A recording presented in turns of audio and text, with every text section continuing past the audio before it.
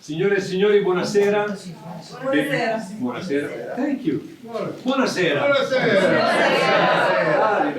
Bravi. Benvenuti alla casa italiana, Jerilyn Sackler. This is all the Italian I'm going to use tonight. We're delighted that you're here for an evening dedicated to Italian-American theater. You all know Laura Caparrotti. She has an empire on which the sun never sets. She brings Italian theater to New York. She brings American theater to Rome. And she helped us all discover and rediscover Italian-American theater. Several years ago, we had the program. I think we started when it was the 2019. It was the anniversary of the Stonewall thing. She said, I'm going to do something for gay and lesbian playwrights in Italy, gay and lesbian playwrights in the US, but I'm very interested in the specific experience of gay and lesbian Italian-American playwrights. And it was almost an awakening that we had. Because it was the first time that they were all together. Yeah. And they could talk about their own very peculiar experience of Italian Americans who write about theater coming from that experience. So from then on, it continued. We are delighted that in this, we partner with the Calandra Italian American Institute. We have here Professor Fred Gardafè. They're the real pro when it comes to Italian American thing, because they're all scholars that are specialized exactly in Italian American literature, history, culture. We are amateurs compared to them, but we love doing things together. And it's great to see you, Fred, and to continue to count on the collaboration with the Calandra. Rocco Sisto here is a familiar, authoritative presence, and it means that everything is going to go well. Yeah. Grazie, thank you. Thank you.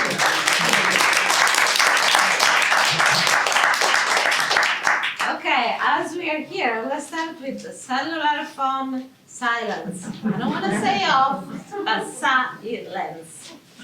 Thank you. While you are silent your cellular phone, this is the very first night for the Italian-American Playwright series, which Stefan already said a lot. So we opened the call on August 1st, I believe, right? And for 40 days. And we had 92 submissions in 40 days, which was, and we didn't even promote it so much. We just put it here and there, and that's it. 92 submissions. And I'm sure if it was a longer, we were going to have 106, 200 submissions. That means that this kind of, the Italian-American playwrights, they don't have really a space where they are recognized as Italian-American playwrights. And one thing that here there is not only my friends, but part of the kids board, which is Rocco Sisto, Fred Gardafè, and Massimo Zordan over there, is only missing one, but is, what I was saying, I was going to say something very important, and now to introduce them, it'll come back to me. But so this series, we started and we didn't know how many, we didn't know anything. And then, yes, this is what I was saying, is that in the form that you had to fill, I'll introduce you to the author in a moment, we asked, and actually Fred said, let's put what is their connection, why, and so in the connection, they were saying something, they were like, thank you for what you're doing.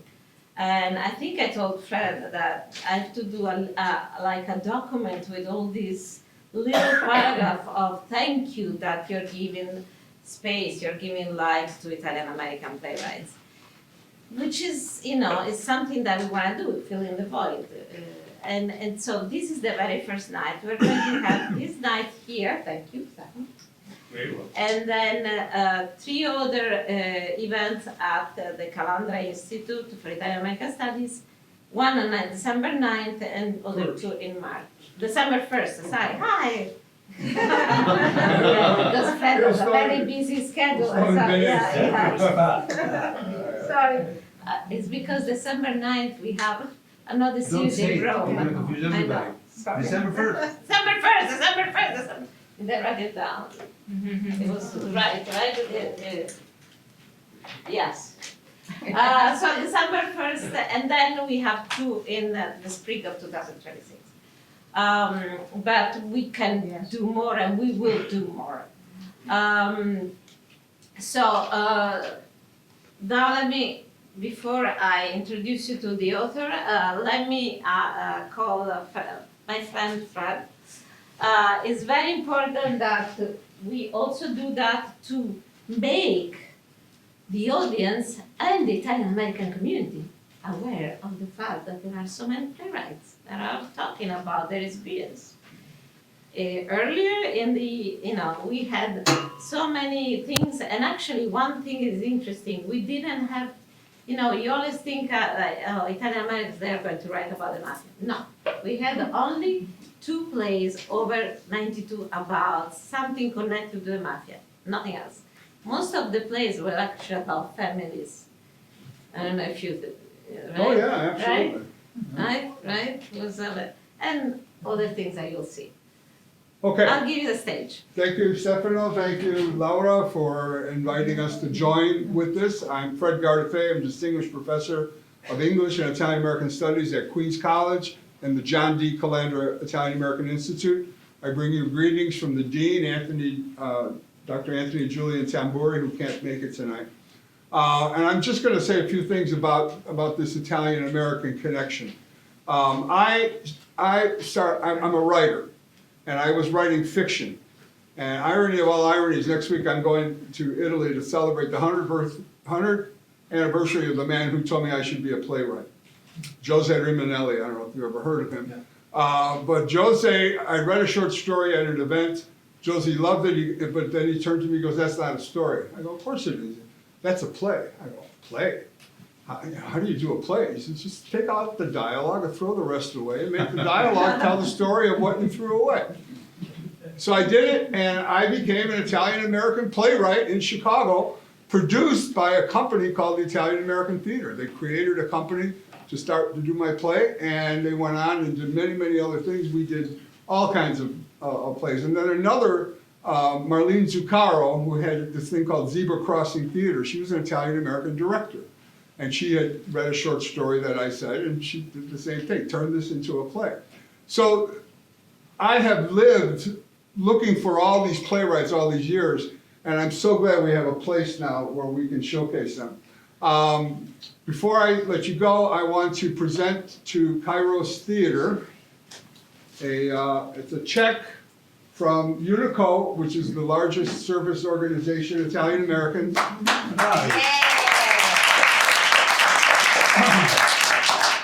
For $2,000. Not a lot, but it's a beginning. But the thing is, they never gave money to Italian American, to Kairos for sure. They never gave money to theater. But when they heard that this was an Italian American Playwrights Festival, they said, "We'll support it." I mean, I kind of convinced them too a little bit. But I became the national chair of heritage and culture for Unico, because they were giving all their money to hospitals and things like that, which are nice. But I said, let's give it to culture, and they really didn't know how to do it. So I'm trying to teach them how to do it. Last year I got a $250,000 grant that's going to set up what's going to be the beginning of the National Italian American Endowment for the Arts. Wow. This is a little dribble that came out of there from the chapter out on Long Island that said we want to be in on this. We want to support this. We want to be on it from the beginning. So let's thank Unico for that, and I'll leave it to Laura. Thank you very much.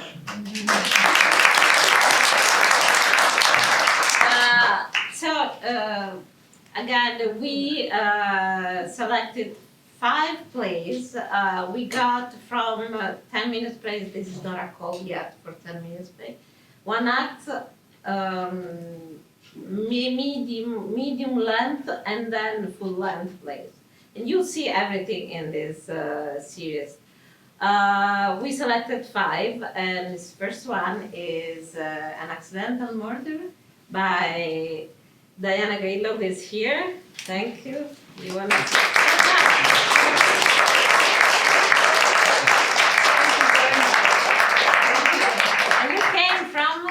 war zone. See? Yes. We are everywhere.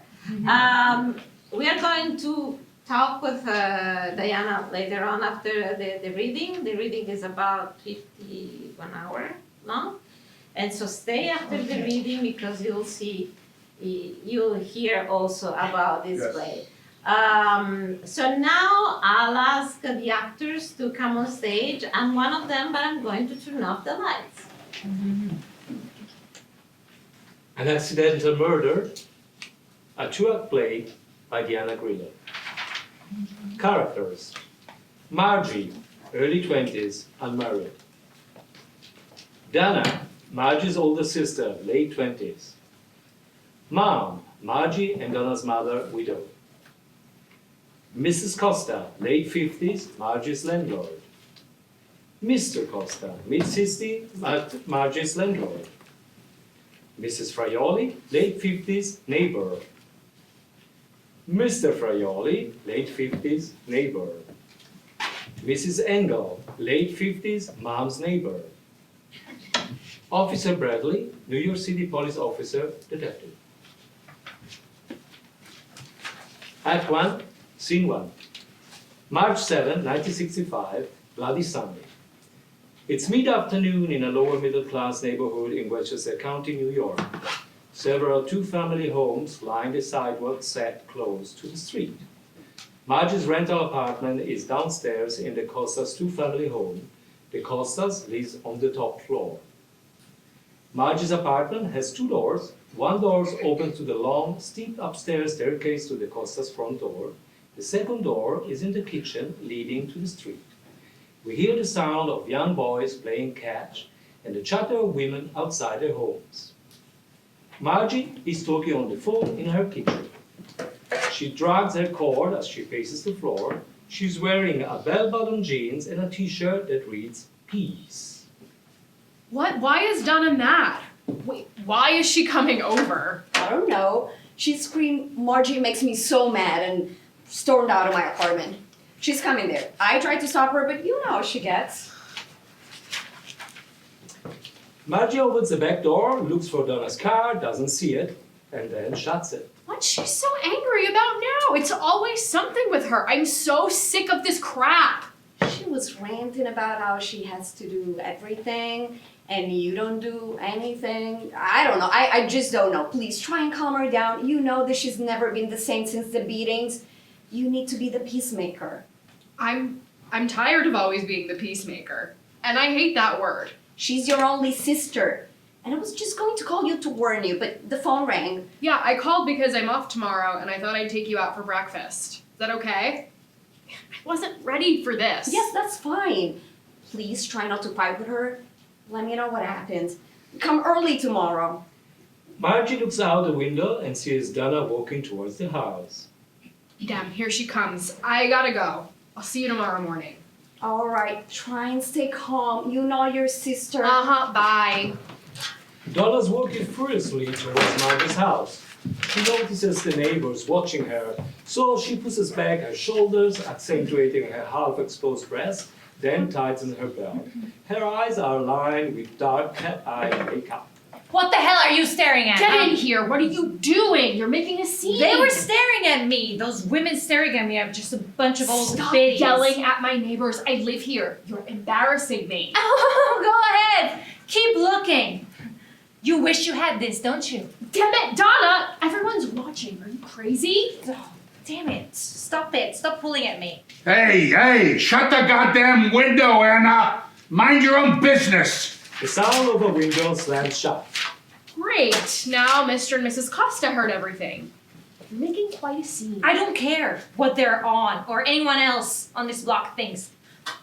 I'm furious at you. Oh, so what's new? You're always mad at me for something. Get in the house. Margie pushes Donna into the kitchen. Stop pushing me. Stop yelling in the street. You can yell in the house.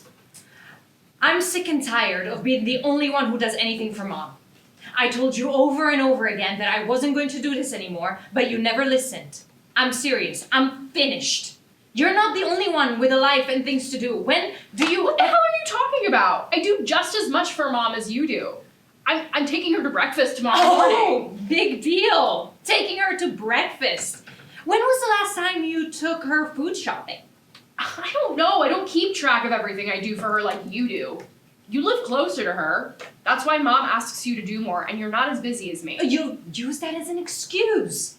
Mom, I'm so busy. I have work and school, blah, blah, blah, blah. That's all you say. And why are you still in school anyway? What do you think you are, a genius? Oh, shut up. I've been helping Mom all morning, taking her food shopping. When do you ever take her? When do you ever pick up her medication? Never. Well, I'm through. It's your turn. Stop telling me what I need to do for Mom. I help her whenever I can, and she knows that. You don't even know all that I do for her. When I help her, it's just that, to help her. It's not for any other selfish reason. What the hell does that mean? You know what I mean. Mom relies on me, not you. Mm-hmm. So she relies on you, or is it the other way around? You're not fooling anyone. You take her grocery shopping because you know she'll pay for your groceries. That's a lie. You're such a bitch. Donna opens the door to leave. Donna, don't leave. What's going on? Oh, that's right. I forgot. You're perfect. I'm the fuck up. I'm not perfect. Can we stop fighting? This is just stupid. And you know it upsets Mom. Let's just sit down and talk. I can't. I'm already late. Wait, what's really going on? Nothing. Just leave me alone. Donna exits. Scene 2. Margie's living room, same day, Sunday evening. Margie is curled up on her sofa, sipping a hot cup of tea, watching the TV premiere of the movie Judgement and Nuremberg. The defendant, Ernst Janning, a once respected judge, is on the stand testifying to his role in upholding the racist Nuremberg laws. There was a fever over the land, a fever of disgrace, of indignity, of hunger. We had a democracy, yes, but it was torn by elements within. There was above all fear. Fear of today, fear of tomorrow, fear of our neighbors, fear of ourselves. Only when you understand that can you understand what Hitler meant to us. Because he said to us, lift up your heads, be proud to be German. There are devils among us, communists, liberals, Jews, gypsies. Once the devils will be destroyed, your miseries will be destroyed. It was the old story of the sacrificial lamb. We interrupt this regularly scheduled program to bring you a special report on the march in Selma, Alabama. The marchers crossed the Edmund Pettus Bridge and found themselves facing a line of state and county officers poised to attack. When demonstrators did not promptly obey the officers' orders to disband and turn back, the troopers brutally attacked them on horseback, wielding weapons and chasing down fleeing men, women, and children. Dozens of civil rights activists were later hospitalized with severe injuries. Oh my God, how horrible. Police beating those poor people, how could they do that? Margie is distracted by loud yelling coming from upstairs. She hears a whipping sound, then the sound of broken plates. What was that? Costa's kitchen. Pizza pita! Garbage, that's what's on my plate. All these years, you still can't cook? You're worthless, nothing but a piece of wood. I'm sorry, I did put more salt in it. Or I'll make you something else if you don't like that. Why? Nothing else you'll make is going to taste any better. When I come home, I want some decent food. I can't even get that. All you do is go to that church and you pray. What for? I'm trying to make what you like, but you don't want anything. Everything's tasteless to you. Maybe it's you. What'd you say? It's me? I heard that. So now it's my fault, huh? You piece of shit. Mr. Costa tosses his plate on the floor, slaps her across her face, then grabs a metal spoon and hits her on the head. He pulls off his belt and whips her. She falls to the floor, shielding her face. Jesus Christ, what's going on up there? Margie hears the sound of heavy boots descending the staircase. The outside door slams shut. She runs to her window. She watches Mr. Costa drives away. What in the hell just happened? Margie enters the hallway, runs upstairs, knocks on the Costa's door, then opens it. Mrs. Costa? Are you all right? Mrs. Costa, it's Margie. Costa's kitchen. Margie enters, stepping over broken dishes. Red tomato sauce covers the floor. Mrs. Costa is sitting at her table, head slumped down, blood dripping from her bloody head. Mrs. Costa, are you all right? Oh my God, your head, you're bleeding. Margie? Yes, it's me, Margie. You're hurt. Don't move. I'll get something to stop that bleeding. It's okay, I'll be all right. I'll be right back. Margie grabs a towel and holds it on the cat, then takes a better look at the wound. Wow. It's a very deep cut. You may need stitches. I'll call a doctor. No, please don't do that. I'll be fine. Don't worry. I can drive you to the emergency room. No, I don't want a doctor and won't go to the hospital. I'll be okay. If you want to help me, you could go across the street and ask Mrs. Fraioli if she would come and help me. I'll get her now.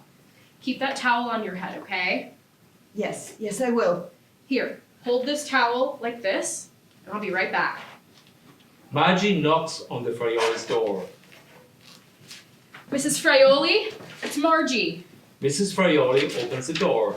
Margie? Mrs. Fraioli, can you come to the Costas now? It's Mrs. Costa. She's hurt. Her head is bleeding. Her hair is covered in blood. I wanted to call a doctor or take her to the emergency room, but she won't go. I think she may need stitches. What happened, Margie? Did that bastard of husband hit her again? Yes, well, I think so. I was watching TV when I heard them arguing. He was yelling, then I heard a loud crash. When I saw him leave, I ran upstairs. Bastard. The bastard never changed. The kitchen's a mess, food all over the floor. Mrs. Costa's lying on the bed, all beaten up. He likes to use his belt, the son of a bitch. I tried to stop the bleeding with a towel. She's holding it on the cut now. Should I have taken her to the hospital or call the police? No, she won't go to the hospital. And what would the police do anyway? Nothing. They never helped her. This isn't the first time he's done that. Come on, let's go. Mrs. Fraioli grabs a first aid kit. They enter Mrs. Costa's kitchen. Margie begins to clean up the kitchen, and Mrs. Fraioli sits next to Mrs. Costa. I'm gonna clean up this mess. You are a sweet girl. Anna dear, it's me. Don't worry, I'm here. Can you move to the side so I can have a better look at your head? I just don't know what to do. I don't know what to do anymore. He's getting worse. I know. I'm just going to clean the cut. Now, it's all clean. So try to calm down. You'll be okay. We'll take good care of you. You'll come to my house. I'll make you a nice hot coffee. And get up, slowly now. Okay. Mrs. Fraioli and Mrs. Costa get up to leave. Margie, I'm taking Anna to my house, so don't worry. I cleaned the wound, it's not as bad as it looks.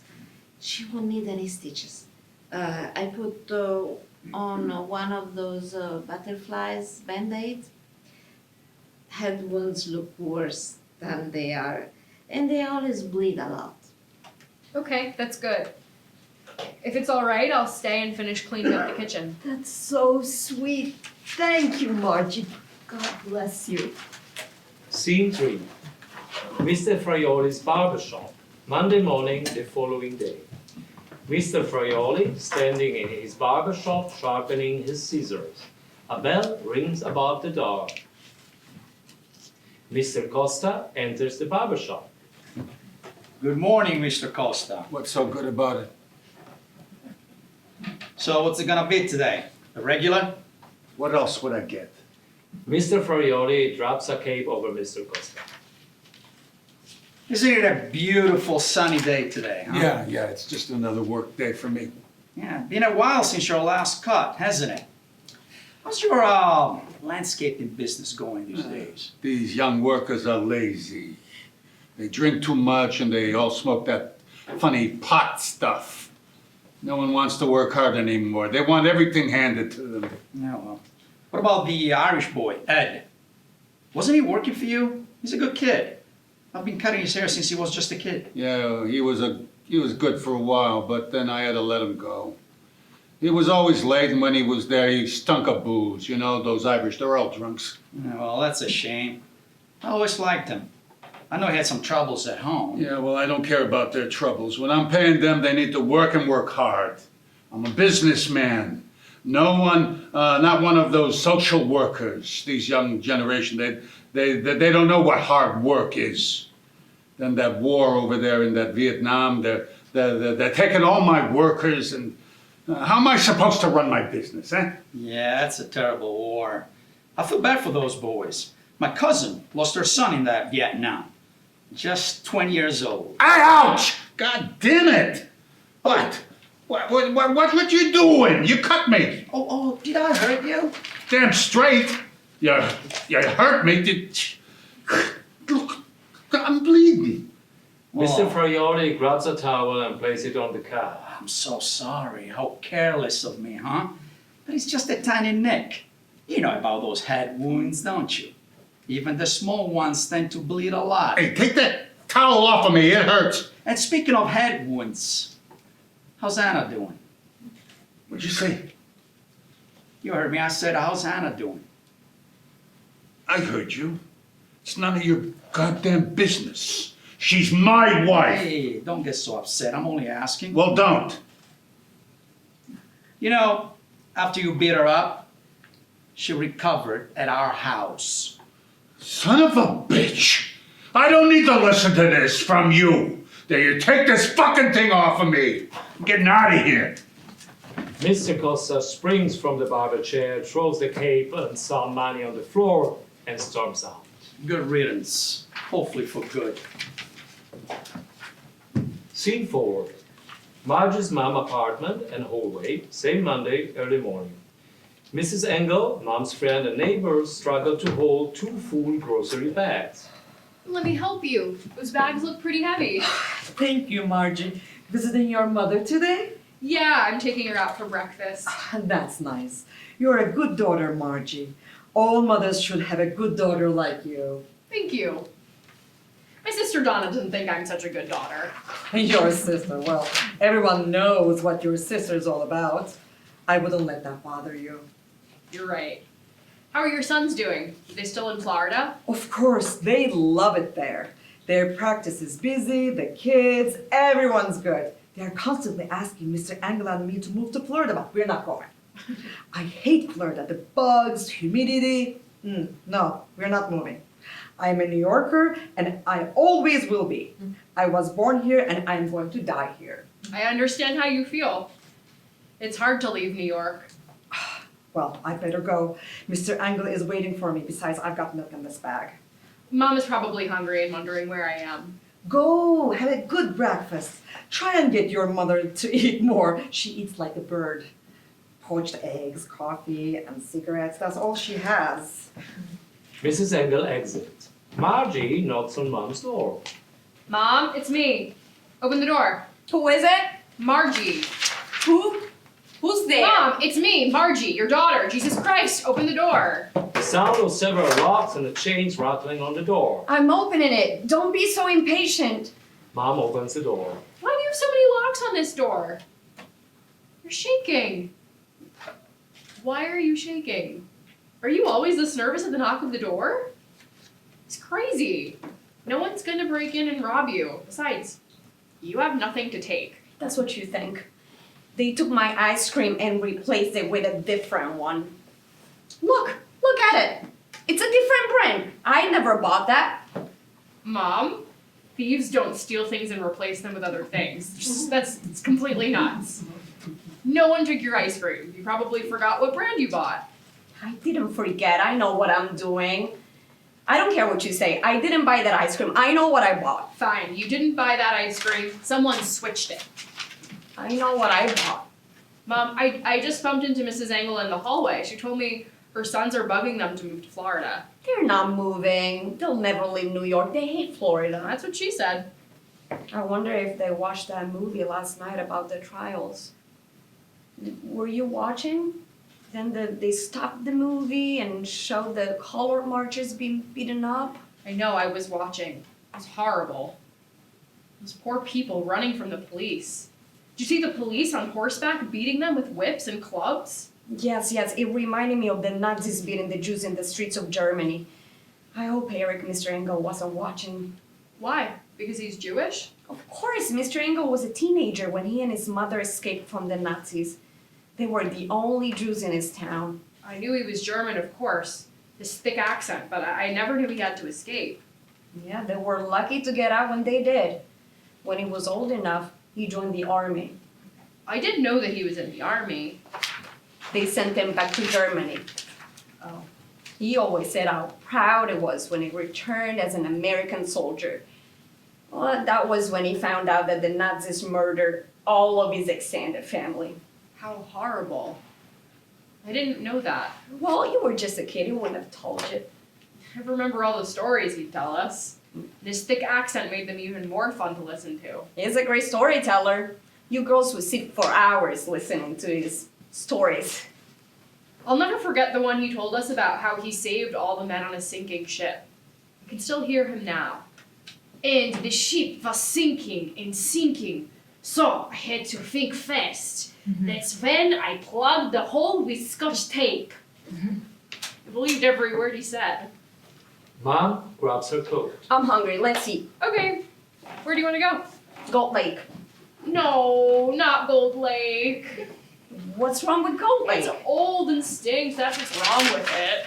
They have the best coffee. Most places serve crap dishwater and call it coffee. Do we have to go there? I hate that place. Years ago it was a great deli, but now it's just pretending to be one. Seats are falling apart, the food is greasy. Stop being so fussy. There's nothing wrong with Gold Lake. Come on, let's go. Scene 5, Gold Lake Deli. Mom and Margie are sitting in a booth eating breakfast. You sure that's all you want? One poached egg and coffee? You should eat more. You're so thin. I'm fine. That's all I want. Delicious coffee. It's so damn smoky in here. I can hardly breathe. There's a piece of plastic sticking up from this dilapidated seat. Feels like a sharp knife. I'd have a gash on my leg if I wasn't wearing jeans. I swear, this is the last time I eat here. Stop making a big deal out of nothing. Move away from it. It's a little rip. It's not a little rip, it's a dagger slicing into my leg. Stop it. Someone will hear you. Have you talked to Donna today? No, and I don't want to. I thought I'd give her some time to cool down. She was upset when she left. Anyway, I need some distance from her too. I'm sick of her outbursts. I swear she's getting worse. I hope you're not blaming me. Because I told her not to go there. You know her. When she gets something in her head, she doesn't listen to anyone. I'm not blaming you. No one can control her when she gets like that. Yeah, she does whatever she wants. You should have seen her. You know how she dresses. She looks like a prostitute with her boobs sticking out. Of course, everyone was staring at her, so she starts yelling at the neighbors. Then she starts on me, telling me that I don't help you and she's the only one who helps you. I never told her that. I never said you don't help me. I'm not blaming you. It's that bastard's fault. What he did to her, he changed her.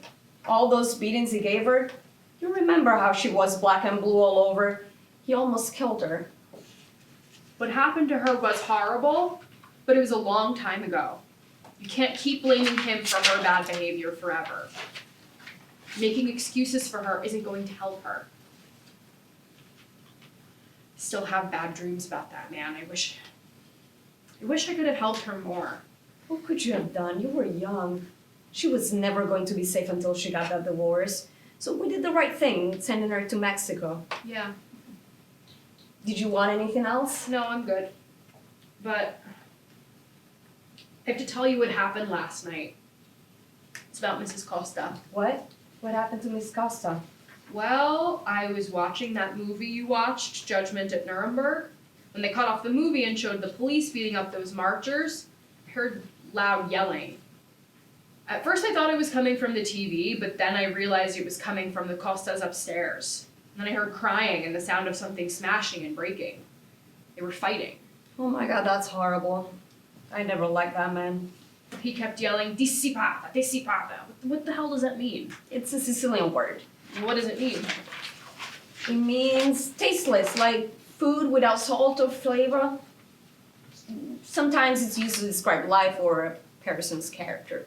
So he's beating her up because of his food? I don't know, he's a horrible man. Probably been beating her for years. Jesus Christ. Don't say that. Then I heard him banging down the stairs with his heavy boots. So I watched from my window. I saw him get into his truck and drive away. I swear, I felt like I was in a Hitchcock movie watching a crime scene. Anyway, I was worried about Mrs. Costa, so I went upstairs. What?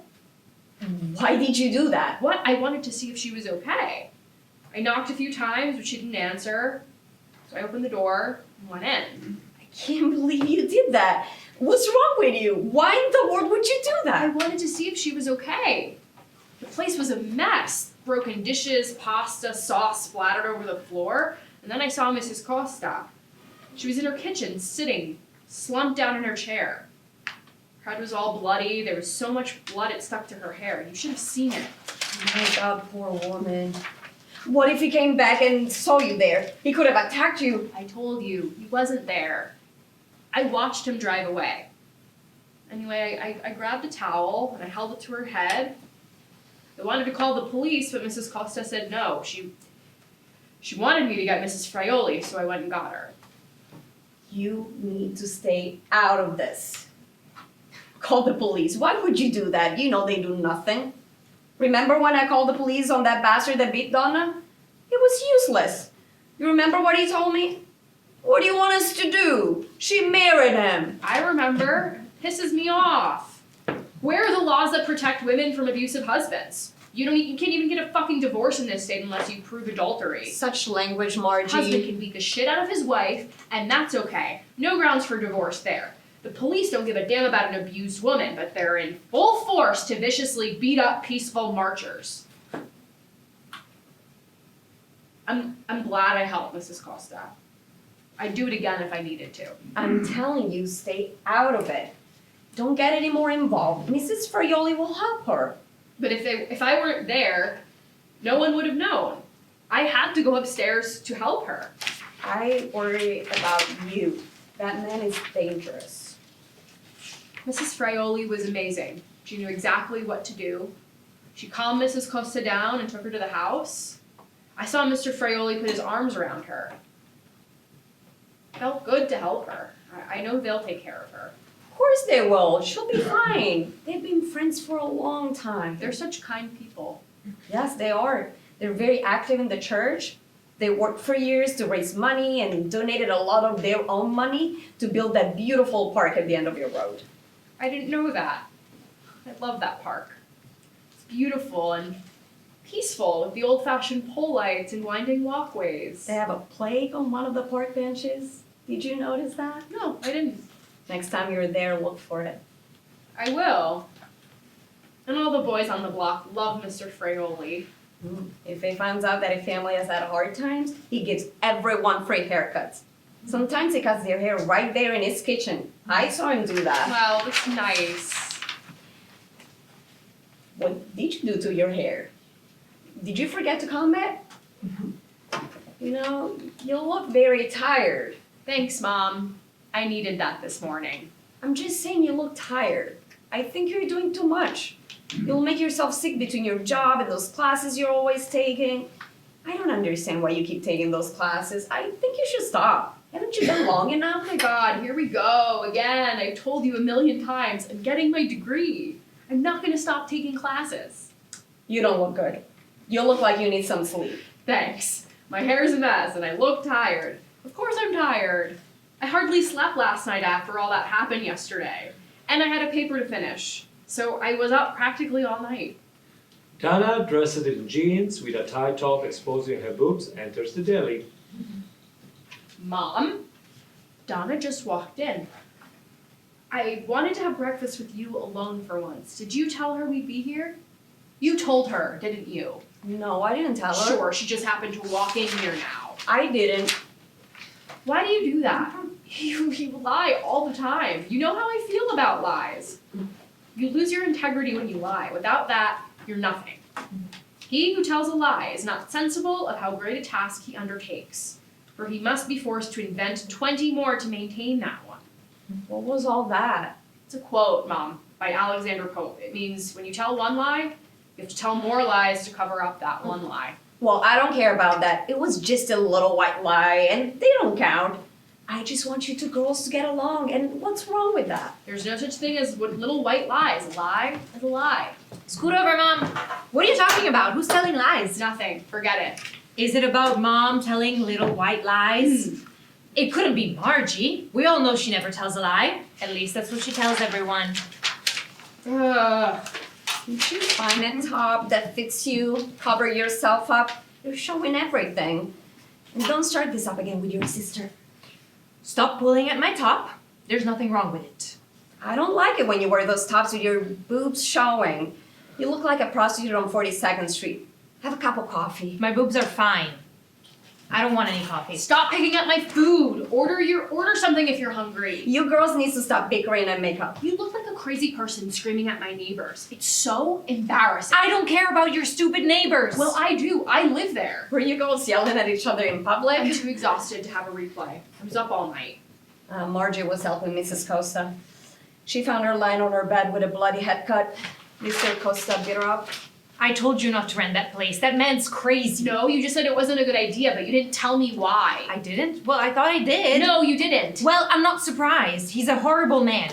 He used to beat his daughter too, with his belt. His daughter? They have a daughter. I didn't know they had a daughter. Yeah, Mara. She's older than you. She's my grade. I didn't hang out with her. I just knew of her. I always thought Mara was a cool name. I never saw her visit. You'll never see her there. She hates her father. How do you know all this? Do you remember my friend, Jeannie? She told me. She was good friends with Mara in high school. Mara was dating this boy, I can't remember his first name, but his last name was Rodriguez. He played on the football team. His father was Puerto Rican and his mother was black. Shit, that was gutsy. Sure, Mr. Costa didn't like that. They met secretly sometimes at Jeannie's house. Mara knew that if her father found out, he'd beat the shit out of her. He hates Puerto Ricans and blacks, and Jeannie told me that one day her father saw them together, and that night he beat her up. That's horrible. Yeah, Jeannie said she had welts on her all over her back, and it wasn't the first time either. That poor girl. You know, when I first moved in, Mr. Costa was so friendly to me. He even helped me carry some of my stuff in. I liked him. I thought he was a nice man. It was Mrs. Costa that I was worried about. She was so cold toward me, hardly ever spoke to me. Of course he liked you. You were paying him rent. The cheap bastard. And he wouldn't be the first man who pretends to be nice to strangers and then treats his family like shit. Mrs. Fraioli told me that he belongs to that Italian-American club. He hangs out there and plays cards. He has all those men fooled, thinking he's a good family man. Except for Mr. Fraioli, he knows who he really is. Why are you getting involved in that anyway? That's what I told her. Don't get involved. What am I supposed to do? Listen to him beating her up and do nothing? Remember when you were getting beaten up? I couldn't do much to help you. Ever since then, I made up my mind that if I can help Mrs. Costa or anyone else in that situation, I'm going to. She should leave his ass. And you need to mind your own business. What's to stop him from coming to you? Yes. Listen to your sister. Stay away from that man. Margie, listen? She never listens to anyone. Why doesn't she leave him? What are you talking about? Leave him? Where's she gonna go? How will she support herself? She's never worked. She can't leave him. Anyway, our generation doesn't just leave a marriage. Well, that's just stupid. What if she ends up in the hospital like Donna did? Or worse, what if he kills her? I don't want to talk about this anymore. Can't we talk about something else? Yes, let's stop talking about this. It's too upsetting. That's what's wrong with this family. We never talk about any of this stuff. We like to pretend none of the bad shit happened. I said I don't want to talk about this anymore. Fine, we won't talk about it. Mom, I have a date with Joe tonight. He asked me to find a good Italian restaurant. What was the name of that restaurant you were telling me about? I thought we'd try that place. It's called Pomodoro's Italian Grill. They have the best ravioli. Oh, that sounds good. I'll tell Joe. Who's Joe? Another alcoholic truck driver? No, Mom, do you see what she does? Margie. He's not an alcoholic or a truck driver. He works for the town. You're just jealous. When was the last time you had a date? I'd rather have no dates than go out with the loser boyfriends that you date. Jealous. You're just jealous. So now, who is this Joe? Have I met him? Yeah, we visited you a few weeks ago. Don't you remember? No, I don't remember him. How could you not remember? We came over Sunday and brought you those long white Italian cookies you like. He gets them in the Bronx at the bakery on Arthur Avenue. Yay, they were delicious. I love those cookies. That's it, Mom. Mystery solved. Joe's the ice cream thief. I bet it was Joe who switched your ice cream. It must have been when you were busy eating those cookies. What are you talking about? What's she talking Did about? Mom tell you? Someone stole her ice cream, then made a switcheroo and replaced it with a different brand. It must have been Joe. Haha, very funny. Maybe it did. You can't trust anyone these days. That's just crazy. Joe didn't steal your ice cream. Like, sure. Joe came in, brought you cookies, and then stole your ice cream. No, he didn't just steal it. He switched it. That's worse. You girls don't believe me, but I'm telling you, there is a different brand of ice cream in my freezer, and I didn't buy it, so someone put it there. You can't trust any of Donna's crazy boyfriends. Remember her last one? I called him the Scratcher. He never wore a shirt, and he walked around the house, bare-chested, and he'd scratch his hairy chest in front of everyone. He was disgusting. And definitely a drunk.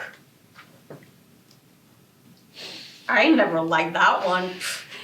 I'm glad you got rid of him. He ate everything in your refrigerator. I didn't know it was an alcoholic. He wasn't an alcoholic. He drank a few beers. Margie thinks anyone who drinks beers is an alcoholic. She's exaggerating, like always. Then there was Anyway, my love life is none of your business. There was Mario, remember him? He was charming, good-looking, and a thief. I actually waved to him the day he took off with your car. You only got it back because he was so stupid he tried to sell it. You're just lucky the police got involved. Weren't you planning to marry that one? We all had to help clean up that mess. That was only because he got mixed up with that drug addict, Mike, and started taking drugs. That's why that happened. Oh, so that makes it okay? You go from one loser to another and somehow think it will turn out differently. I wish you'd stop picking losers. Can't you find someone normal? We'd be happy if you found someone decent, a good person. Besides, it's exhausting cleaning up your messes. Stop bickering. But Marge is right.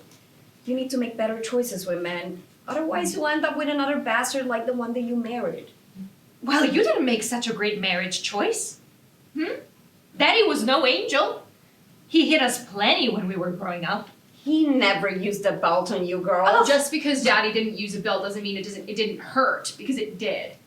He was abusive in other ways, too. Why didn't you marry Lorenzo, a shoemaker you liked so much? At least maybe you'd have decent shoes growing up. Yeah. Why didn't you marry him? You always told us how kind he was. I wonder what kind of a father Lorenzo would have made. Donna, remember when Daddy got mad at me and threw my doll down the incinerator chute? Yeah, I remember you wouldn't stop crying. I couldn't stand it. You rescued her for me. You wouldn't shut up. I had to rescue her. And it wasn't easy getting that doll out of the filthy ash pile. She was so dirty. Spent days scrubbing her clean. I was so happy to have her back. We were so scared Daddy would find her, so we had to hide her. Remember that box we hid her in? Mm-hmm. And we stuffed it deep into the closet so we'd never find her? Yeah. I remember that. We did a pretty good job of hiding that stupid doll, didn't we? He'd have gone after both of us if he ever found out. Please stop talking about your father. He's dead now. Can't listen to this anymore. I'm going to the bathroom. Mom exits. She never wants to talk about what Daddy did. I know, she's always been in denial. So, yesterday, when you were so mad, wasn't all about Mom, was it? I saw you. You were crying. I lost my job. What? What happened? I had a fight with the stupid new manager. Why? He stole $20 from me. Last Saturday, I left my purse in the back room and forgot to put it in my locker. And when I left work, I was shopping, and when I checked my wallet, my $20 were missing. I had a feeling it was that fucking manager.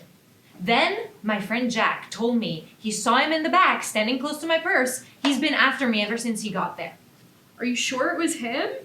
Maybe it wasn't him. He hates me. I'm pretty sure it was him. So I confronted him, and he denied it, and we started yelling at each other, and then he fired me. That son of a bitch was just looking for an excuse to get rid of me. So he made it happen. That's horrible. Can you complain to someone and get your job back? No. There's no one to complain to, and it's his word against mine. I'll find another job. I'm not worried about that. But I don't want Mom to know. So don't tell. I'm not gonna tell her. The thing is, I'm just in a mess right now. I need to find another job, and my brakes are worn out. I have to pray they hold up for a while longer. My friend Jack told me he could fix them, but for under $70, but I can't even spare that. Why didn't you tell me? I can help you out. Come over on Sunday. I'll cook you dinner. I'll cook you that chicken masala dish you like. And I'll give you some money to fix your brakes. No, you don't have to do that. Hopefully they'll hold out until I have the money. That's just crazy. You can't drive with bad brakes. It's just a loan. You'll pay me back when you can. And don't ask this Joe. You don't want to start a new relationship like that. No, I wasn't going to ask Joe. Mom walks back to the booth and sits down. Hey, Margie's cooking me her famous chicken marsala on Sunday. Good, I'm glad you girls made up. We're a small family. We have to stick together and help each other.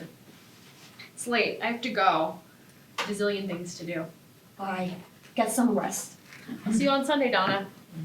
Okay, and mind your own business. Stay away from the Costas. Act 2, Scene 1. Margie's living room. A few days later, there is a knock on her door. Mrs. Fraioli enters. Hi, Margie. I just wanted to come over to see how you were doing.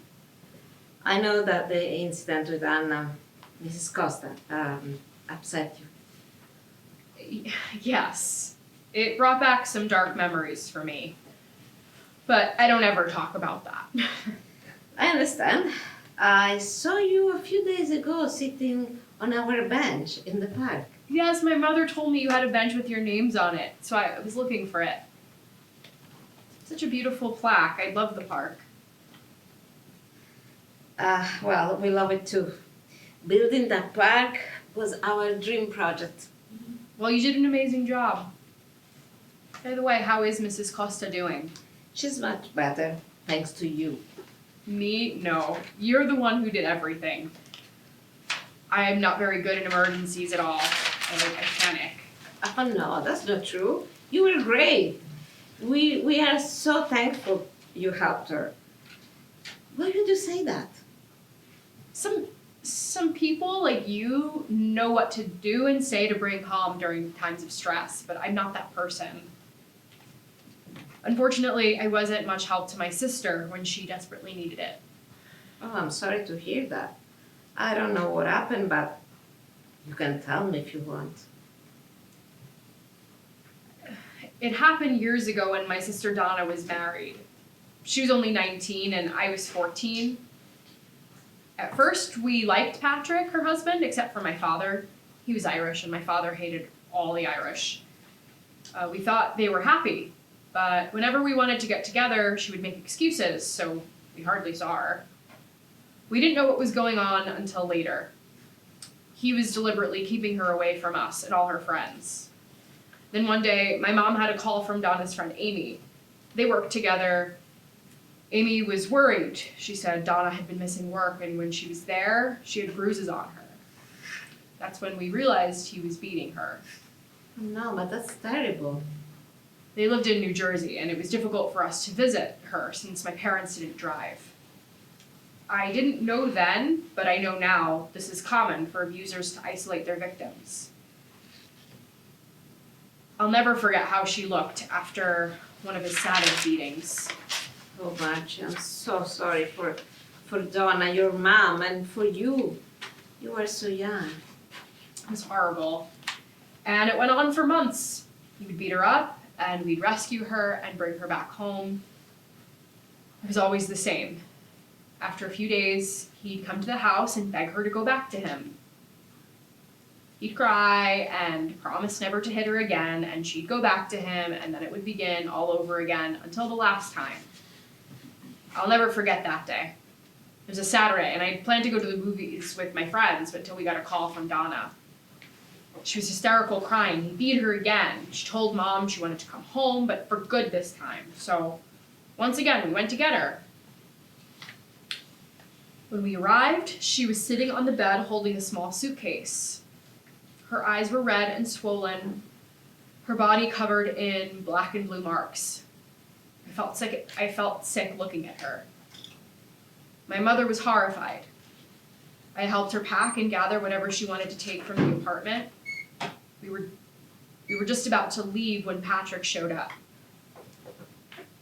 He was angry when he saw us there.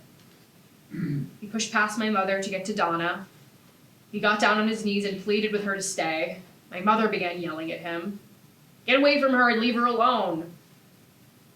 My mother put her body between him and Donna. He got up and shoved my mother aside. But my mother came at him again, pushing him away, protecting my sister. It's when he grabbed my mother's hand and squeezed it. I can still hear her agonized scream. He squeezed her hand so hard that her wedding ring broke and the metal pierced her skin, cutting her finger.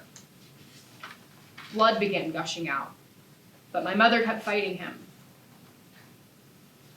When I saw my mother's bleeding hand, I leaped onto him and began pounding on his back. I don't know what I was thinking. He threw me off of him. I fell to the floor. And for some reason, which I still cannot understand to this day, he just left. Oh, Margie, I'm so sorry you had to go through that. So after that, I wrapped my mom's bloody hand and we rushed out of there. I still can't believe what I did, hitting him like that. I was just so angry and felt helpless. Well, there's nothing else that you could have done. You should have seen the three of us. Donna all beaten black and blue, Mom's bleeding hand, and my very sore ass. I'm so sorry for your sister, your mom, and for what you had to go through. But you helped your sister, just like you helped Anna. We took my sister to the hospital, and the doctor who treated her told my mom that he would kill her one day if she didn't get away from him. So, because she couldn't get a divorce in New York, she had to fly to Mexico and get her divorce. Well, at least that's all over with now. When you went upstairs and helped Anna, you did a good thing. Remember that. Thank you. I'd better get back home, it's getting late. Thank you for listening. Bye. Scene 2. Several months later, Margie's kitchen, early Sunday morning. Margie and Mrs. Costa, Anna, have grown very close like mother and daughter. Margie is sipping tea at her kitchen table. Mrs. Costa is holding a basket full of vegetables. She knocks on the kitchen door. Margie opens the door with a smile. Anna, come in. More vegetables from your garden. You're spoiling me. I know how much you love my garden vegetables. I do. Thank you so much. They look so delicious. Wow. The zucchinis are so large. The tomatoes. Yum. I put a recipe for zucchini bread in there. If you need any help making it, just let me know. I'm not the best cook, but I can bake. Thanks. I'll give it a try. Sit down. I'll make you some coffee. Thank you, sweetie. But no, I can't. I'm meeting Mrs. Fraioli. We don't want to be late for Mass. I'll come down and see you later. Okay. My sister Donna's coming over. I'm making her baked ziti, another one of her favorites. That's nice you're cooking for your sister. Well, I'm off for Mass. See you later. Bye, Anna. Mrs. Costa exits. Later this Sunday mid-afternoon, Margie is sitting at her typewriter table. Textbooks are scattered about. Donna's sitting on the sofa with an Italian cookie in her mouth. Baked ziti is cooking in the oven. I'm almost finished, then we can eat. Smells good, doesn't it? Yeah, it smells great. Hurry up, I'm starving. If you keep eating those cookies, you won't have any room for ziti. Oh, I'll have room. I've been waiting months for you to make this. You'll have to try these cookies. These are the ones Joe gets from the bakery in the Bronx and brings to Mom. She loves them. Donna puts the radio on. The song Eve of Destruction is playing. Well, I may have been wrong about Joe, but it's only been a few months. Sometimes they're okay for a while and then their true selves come out. So we'll see what happens with him. I know nothing terrible is gonna happen with Joe. He's a good guy. I hope you're right, but you've said that about the others, and then we know what happened. Oh, turn the volume up. I love this song. Okay. You're old enough to kill, but not for voting. You don't believe in war, but what's that gun you're toting? But you tell me over and over and over again, my friend, how you don't believe we're on the eve of destruction. Hey, we sound good together. Yeah, not bad. That's such a great song. Margie hears noises upstairs. She looks up. Did you hear that? What? That noise, I heard a noise. Wait, I'll lower the radio. Margie turns down the volume. Now I hear it. It sounds like an argument upstairs. It's the Costas. Oh no. This can't be happening again. What the hell is going on up there? Costa's kitchen. Mr. Costa is seated at a dinner table, a large bowl of pasta in front of him. Mrs. Costa brings the bread to the table and takes a sip.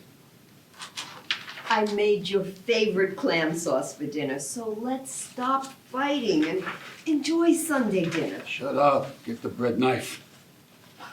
Hey, where are the clams? They're in there, but I didn't buy as many this time. They were expensive. I didn't have enough money. What do you mean you didn't have enough money? What the hell do you do with my money? Maybe you'd have enough if you didn't go to that, you give all my hard-earned money to that stupid church every Sunday. It's the church, and I don't give that much anyway. I don't want my money to go to that goddamn church. What did you ever do? What did it ever do for me, huh? I can't eat this crap. It's tasteless. This a pita. Can't eat this shit. I'll fix you something else to eat. What do you want? Please calm down. Oh, you're worthless. When are you going to learn how to cook for me? You do this on purpose, don't you, huh? Why would I do that? You use my cooking as an excuse to be cruel to me. You're just mean.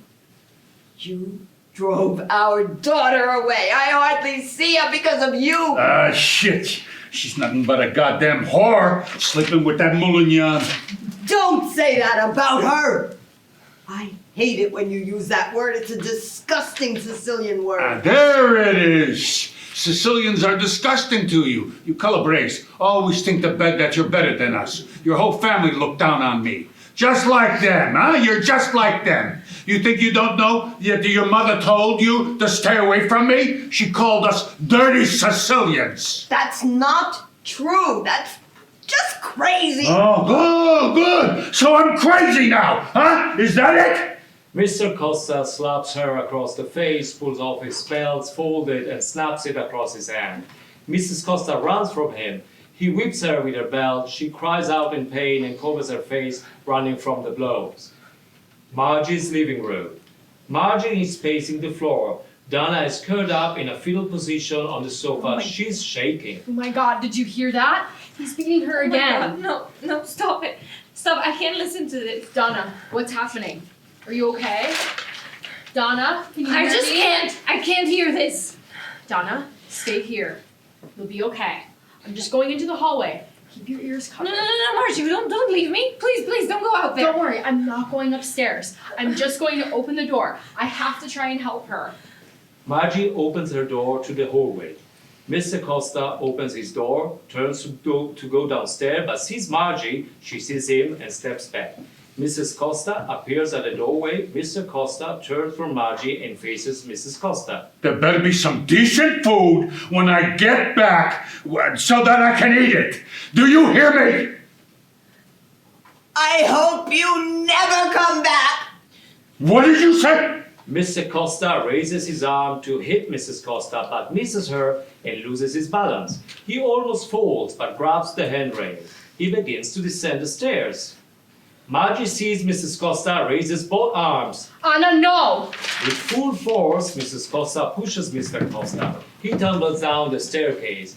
We hear the sound of his heavy boots hitting each step. In a moment, he lays still at the bottom of the step, head twisted, eyes open, but black.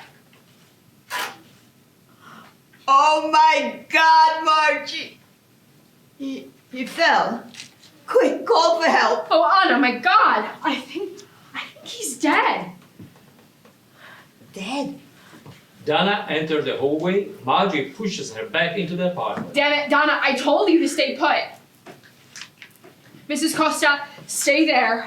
I'm going to call the police. First call the Fraiolis, I need them. After I call the police, I'll go get them. Margie enters her apartment and calls the police. What's happened? What's going on? I think Mr. Costa's dead. Dead? What do you mean dead? How do you know he's Please dead? come quickly, there's been an accident. Yes, I will. Thank you, officer. Margie hangs the phone. Stay here and don't open the door. I'll be right back and the police will be here soon. What happened? How do you know he's dead? Donna, you're still shaking. Calm down. I need you. I'm going across the street to get Mr. and Mrs. Fraioli. Do not open that door. I'm coming right back. Don't go. Don't leave me here. Why are you gonna go get them? To help Mrs. Costa. Mr. Costa's dead. She needs them. Maybe he's still alive. No, I don't think so. Margie exits. Donna opens the hallway door. She stares at Mr. Costa's dead body. Then looks up and sees Mrs. Costa sitting on the stairs, hands over head, staring. Donna steps over Mrs. Costa's body, goes upstairs, wraps her arms around Mrs. Costa. Margie pounds on the door. Mr. Fraioli opens it. Mr. Fraioli, is Mrs. Fraioli here? Yes, why? You have to come quickly, both of you. I think he's dead. Dead? Who's dead? Mr. Costa, he's dead. Dead? No, that man's too mean to die. If he had, it would be a blessing, though. No, I'm serious. He's lying at the bottom of the stairs, dead. Who's that? What happened? It's Mr. Costa. I called the police. I think they're calling an ambulance. They should be here soon. But Anna, she needs you. Can you come? Of course. Let's go. Hallway and stairs. Hours later, Mr. Costa has been pronounced dead. His body has been removed. Margie and Donna stand arm in arm at the bottom of the stairs, while Mr. and Mrs. Fraioli are top of the stair comforting Mrs. Costa. Officer Bradley is writing on his pad. He flips over the page. Mrs. Costa, I know this is difficult, but my job is to investigate. So can you tell me exactly what happened? Go ahead, Anna. Tell the officer what happened. It all happened so fast. He was leaving, then somehow he fell down the stairs. And he must have lost his balance. Margie was here. She was in the hallway. She saw everything. Are you Margie? No, I'm Donna, Margie's sister. I'm Margie, officer. So Margie, tell me, what did you see happen? The end.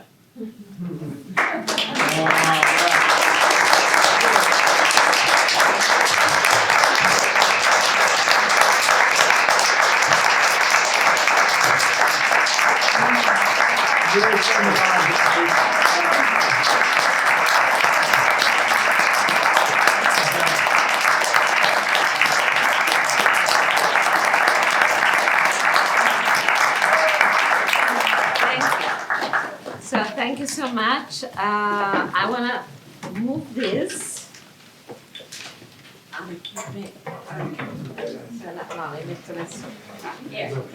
Here. And I wanna ask, oh my God, okay.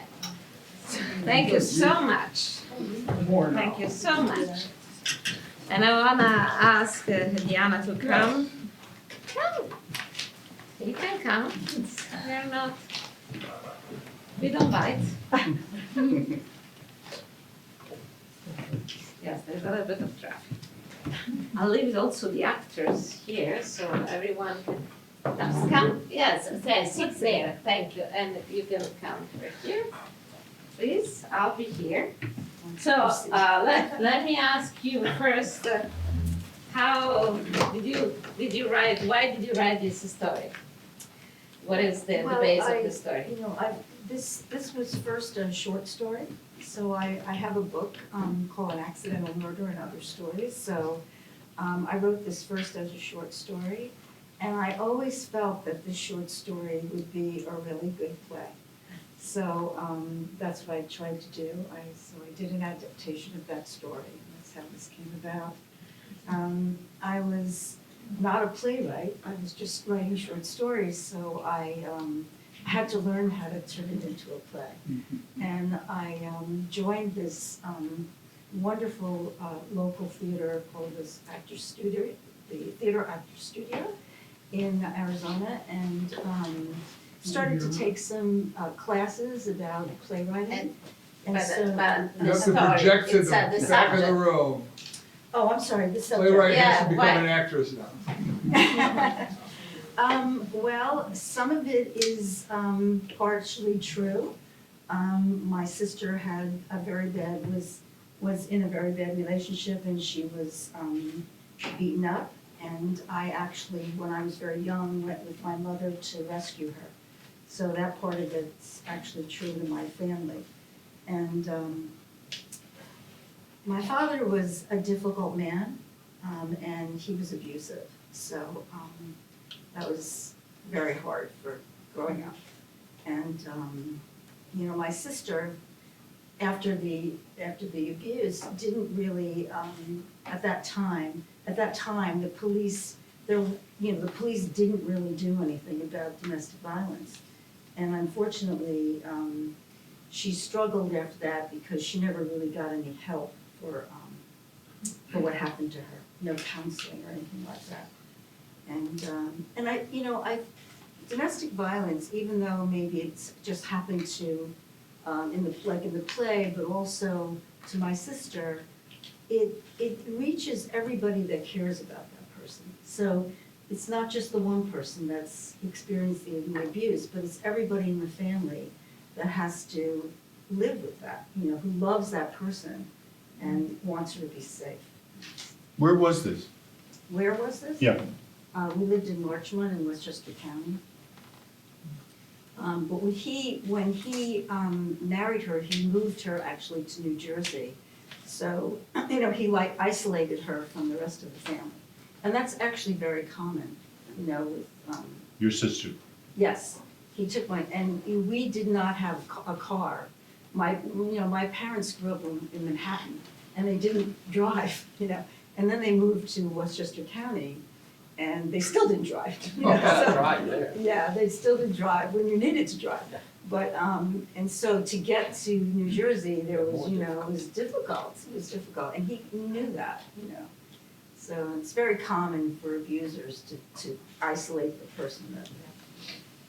And I have another, you know, more comment, and then I open for questions. And also if you have any question or comment.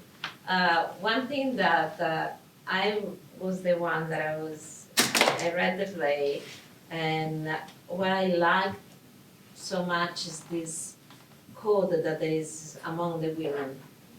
Things are happening and you don't talk about it, but you do things to make because no one is doing anything. For the police, nothing is happening. You cannot divorce, you cannot, so there is this community, even, and we also have Mr. Fraioli, is a community of people who are like caring about each other and taking care of each other. And that has struck me because it's true, and it's true in societies like, you know, the Italians were, I don't know if they're, we can say it now, in America, you know, at the time you don't talk, like the mom says, you don't talk about this. You know, you stick in marriage, that's it. You don't talk about things. and it's so true. And there is all these little things, talking about coffee or I'll make coffee, or I'll make this. It's just this community that is your safety net, is saving you from falling completely. So that is really, to me, is the beauty that I saw, and the fact, for instance, that the older sister at the end, she's like the tough, like the provocateur, and then at the end we can see that she's wounded because of what happened. So that was my insight. But I open, if you have any question, comment, please. Excuse me, which part of Italy did they come from originally, these abusers? I'm sorry. They come, I understand you said Sicilian, Calabrese, I mean, they're all from what? Yes, Sicilian. Sicilian. Yeah. Well, yeah, but we were, so please go ahead. Oh, I was just gonna say that, I think, my father being Sicilian, when you say, are you Italian, and Sicilians always say, I'm Sicilian. It's kind of they separate themselves in a way, And he was prejudiced against other Italians from different regions, different areas. You'll discover every region will do that. The Will do thing is that, that here's most immigrants were Sicilian, so you hear that from them. Right. But even if you go in Friuli, in the northern part, they might say, no, yeah. I'm Friuli. But there's such a strong Right. identity in every region, especially the islands, that's for sure, Right. the southern part. And the dialect is so completely different, Actually, Part of it, yeah. the word disabita, I had to actually reach out to a friend of mine that was Italian and said I didn't know how to spell it, to put it, because I just heard it, and she said, I don't, because she's Northern Italian, she said, no, I don't know that. Write it as it Northern sounds. Italian. Exactly, and, but then when she reached out to a Sicilian, and he said, oh yeah, I know how to spell it, and so, she told me, but, that was kind of interesting. But it's also interesting, go ahead, you have another question? Yes, I'll add something there, yeah. Right, no, you mentioned about the role of the women in supporting, and so this kind of the beginning of a kind of a sisterhood, and with the feminist movement kind of on the rise, but not quite there yet. But yet there's the real sisters, and what I did like is that the solid one, and then the sort of the flaky one, and you start to see the role reversal. Yeah. And the very end, of course, you have kind of a dilemma facing the solid good sister about whether she's going to tell what she saw or not. And so that's an interesting ending, and so it calls into question the whole sisterhood, the whole generational solidarity. So we're left hanging as to what kind of consciousness this younger sister has.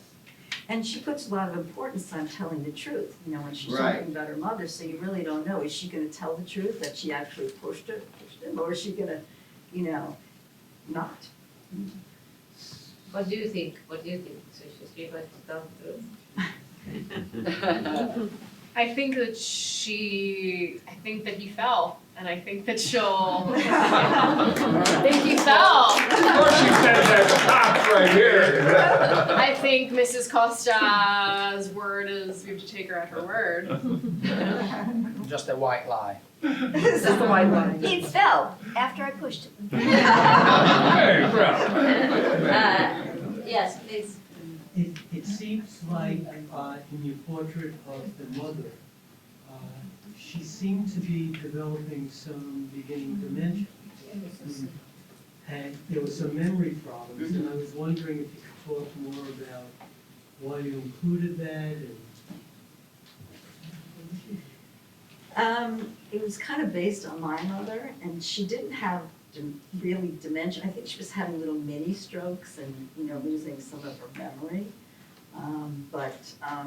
My mother was always, she lived in Larchmont, which is a very safe town, but she always had, like 5 different locks on her doors. She was very paranoid. And, so that's that scene with her, going to the door and, I mean, I'd knock on my mother's door and say, Mom, it's Diana. Who? You know, and then you'd hear these clinking of the chains and stuff, you know, just before she opened it up. So, from the director point of view, I found that because, again, you hide everything. And so there is a way, and you had an abusive, a difficult husband. And you saw what happened to your daughter, but you didn't do anything besides going there. And so there is also a detachment from reality. It's like your attention is not there. So it shows that she cares about the daughters. She's going to do everything to have the daughters living in peace. But she's, everything else is like, for me, it was like, is not there. Because I'm thinking, I have so many issues that, and also her husband died. So what is she supposed to do now with these two daughters? So there is a lot also. This is how I personally saw the character. I think it's interesting that there's talk about giving money to the church, and but yet there's no solace from the church. I mean, there's no comfort to Mrs. Costa or the daughters to get talk about that. Well, I think that nobody really talked about it. If abuse was going on, the Fraiolis knew, that the neighbors knew and stuff, but I don't think they would have revealed that to the church. That most of the time that's usually kept hidden. Because the church is part of what you do. You don't give away secrets in the church, not to the priest, but in the community of the church. Because somehow it's a community that could judge you. And judgment, not only the Italian society, is a big thing. This is why you don't talk about these things. And I have Ayse is from Turkey, and we were talking before that, it's the same over there. So it's not only in Italy, unfortunately, but it's everywhere. And something that I said before is, we were talking about the fact that in Italy, for instance, there is at least once a week, or maybe even more, of women killed by ex-boyfriend, husbands, ex-husband. One that was a few weeks ago, she was killed on a balcony. So all the neighbors, they could hear her say, "Don't kill me, don't kill me," and they scream. And it's still, if you read the newspaper, it's still about the man that is a victim. He was stressed out. He loved her too much. And so this is, things that, and you were saying about this event where he killed in front of the camera? Well, that there are CCTVs on the streets, and a lady, they met up in public. They were going to talk about custody with the ex-husband, and she picked a very, very public place, which is very crowded.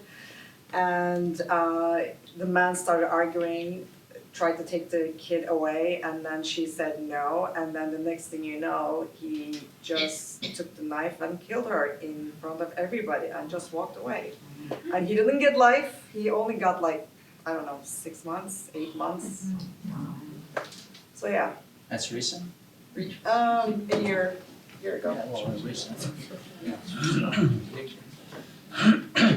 So, we are going to have different kind of plays. This is, any other question, comment from here, from there, there? Yeah. Sorry. No, okay. I wanted to ask, how can we reserve for the for Monday, December 1st at the Calandra Institute? Oh, you're going to the the Calandra's website. The Calandra, yeah, the Calandra Yeah, and website. also the kidtheater.com website, and you'll see there is a RSVP. Yeah. Yeah, and some people were a little confused. Calandra Institute's in Manhattan, all right? Yeah, but there is there is the No, I was address talking- and everything. Yeah, it was, yeah. I really enjoyed Mrs. Engel. Mrs. Engel. But I think I would have loved to have some more of that because I think her support needs to be seen more to me. Like I wanted to see her more. Not that because I wanted to read. But you know when we talk about like how women support each other, like you don't have to talk, you can just see things with your eyes and you can just make things happen around that person and make that person comfortable. I would have loved to see more of that. And I think you can tell that she cares about her mother because she's worried about how she eats. Thin she is. Yeah, how thin she is and Much egg, coffee, and smoke cigarettes. I think that's the one thing that's wonderful about, I grew up in an apartment building, and you really get close to people, you really do. Absolutely. Now I live pretty isolated in a home in Phoenix, Arizona, Arizona, and I hardly know my neighbors. It's just so different. Absolutely. Yeah. Yes. Just to make a comment, I was born and raised on Arthur Avenue in the 60s. And what was presented here was very, very common. I can tell you, and my father would get angry. I would go to a friend's house to do homework. The amount of abuse, and I would tell my father, everything was hidden. You are not, that's okay. Rose's mother, was gone for a week, to get out of bed. And I had a lot of that, a lot of my friends, but we never, ever discussed it. Right. You never discuss it, it's hidden, and it happened all over the place. I mean, it was rampant in the 60s. It was rampant. The women were beaten. And, my father didn't think there was anything wrong with that. Well, we were talking about that, about how even on television, I Love Lucy, with Ricky putting Lucy over his knee and paddling her. That was, you had to reprimand your wife. It was the man of the house, Yes. and it was expected of you. Yes. I remember that. You just have to break your wife like you break a horse. Yeah, That's the way very. they did it. And the police, Yeah. when they came, the police did absolutely nothing. Nothing. Absolutely nothing. Everything was silent. Right. Yeah. And the other thing is, in New York, the only grounds for divorce were actually adultery. And that's why, even though he beat up my sister, she had to go to Mexico to get a divorce. Because, and then even if it was adultery, you had to actually prove it, so you had to have photographs or something, so he could beat her up and, put her in the hospital or whatever, and there's no grounds for divorce. It's kind of crazy, when you think about it now, it's Tremendous abuse, tremendous abuse. Right. I will say now in Italy, a lot more than people know here, there is the phenomenon of femminicidi, for feminicides, I guess, is insane. And people are not as tied to marriage anymore, but it's like kind of a new generation where it's toxicity of the relationships. So it's like jealousy, and it's ex-boyfriends that stalk through Instagram, through all of that, and they do like crazy things. So this phenomenon has really transformed almost, where now it's might not be like physical abuse as much, but it's extremely emotional, and then it gets to it like the toxicity is like an addiction, and again, like in Italy, it's just skyrocketed, and it doesn't seem like there's any change coming. So And again, every time the title said, he was suffering, he was under stress, he loved her so much, and it's all about the guy, and the woman is like, yeah. We should translate this play. It's Yeah. Italian, produced Yeah. in Italy. Yeah. The last thing That would be nice.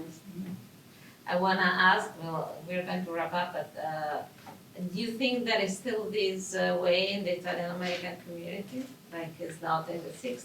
I don't know, they don't talk about it.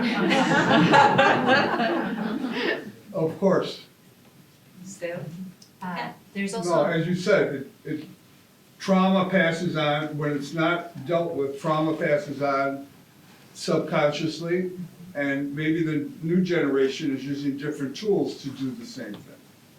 They're using the internet, as opposed to yelling, it's learned behavior. There's a very good movie, if anyone wants to see it, by Paola Cortellesi. Yeah. Non c'è ancora domani, there's No, still c'è ancora tomorrow. domani. C'è ancora domani, there's still tomorrow, yeah. which I think depicts this in a more positive way, I guess, with quite a nice and powerful ending. So if you haven't seen that movie, c'è ancora domani, there's still tomorrow. I just want to thank this cast. You did a wonderful job.